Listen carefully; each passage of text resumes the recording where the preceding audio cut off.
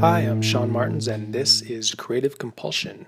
I am a huge Transformers fan, so I've decided to do a Transformers painting of Omega Supreme fighting Predaking.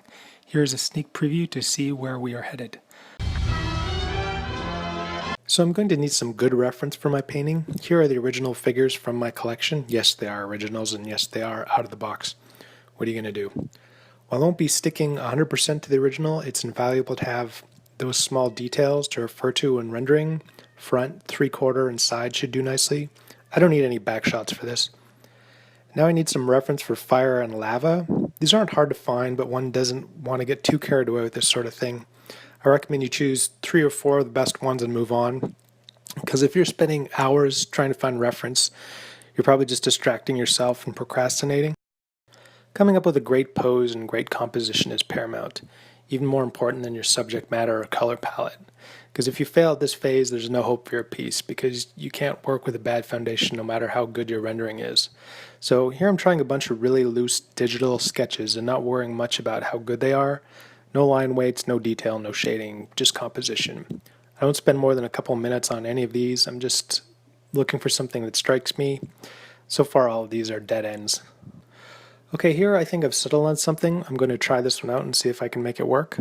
I'm blocking in some values here, and I'm quickly running into some issues. The problems I'm having are many. First of all, my characters are massive, and I'm really not conveying much of a sense of scale here. They could be 5 feet tall for all we know.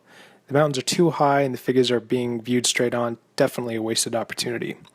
Also, as I'm investigating my lighting, I'm beginning to realize that if I'm going to render these accurately, I'm going to have to silhouette the hell out of both figures. Not the look I'm going for. This whole thing is a non-starter. So I tried a few things and settled on this as my finished pencil drawing. I've dropped my camera drastically to make my figures look much more imposing, and I've drawn my background with lighting in mind. What I'm also liking about this is the circular composition, because your eye can kind of lead around in a circle and nothing drives your eye off the page. I don't start adding color until quite a bit later. My first step is to create my values.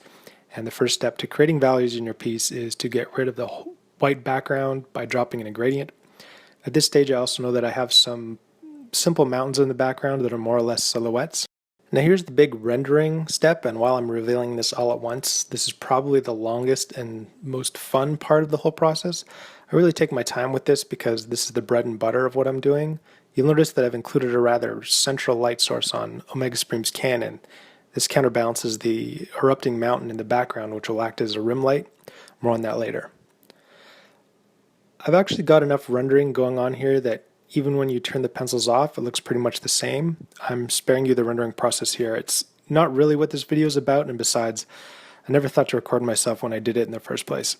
I will be doing some of those cool speed rendering videos in the future. To add color, the first thing I'm going to do is inform the basic color palette of the background. This starts as a simple black to orange gradient, and then I add a bit of a yellow hotspot. The mountain also gets a warm tinge. I'll be painting over all this later, but it's a great way to get started.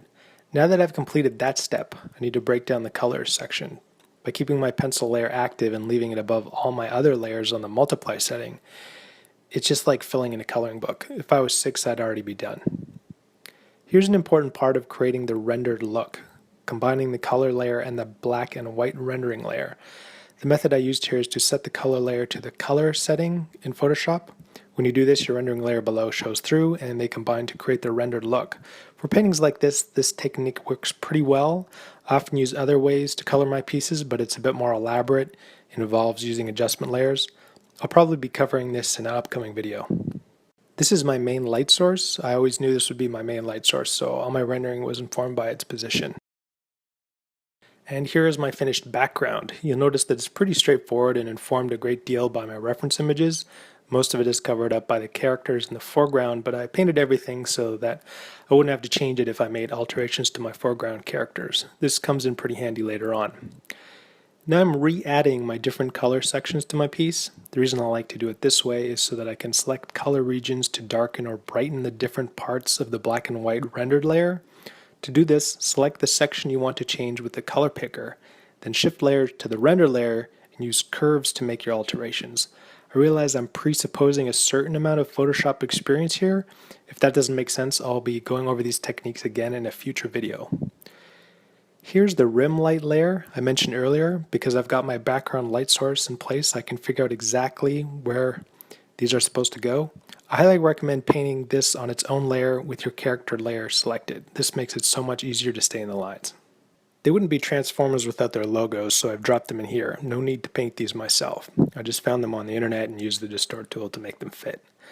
When I go in close, you can see that there's still quite a bit of pencil lines visible. I don't really mind that, but I want to paint over a lot of them to give it a more refined look. You'll also notice that I took both the characters and enlarged them both a bit. Because my background was completely finished and on its own layer, this was really easy to do. I just added a bunch of aging here. They were in mint condition, and that's just not realistic for the situation they're in.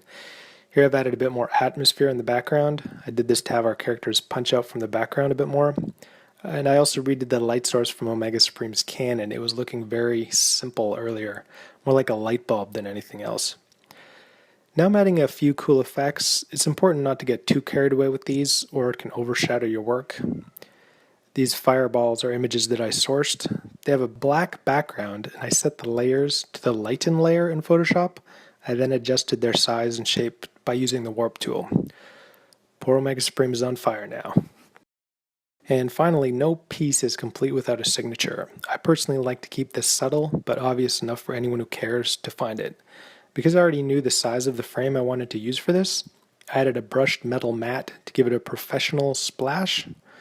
This is the final piece printed and mounted in its frame. Overall, I'd say I'm pretty happy with it.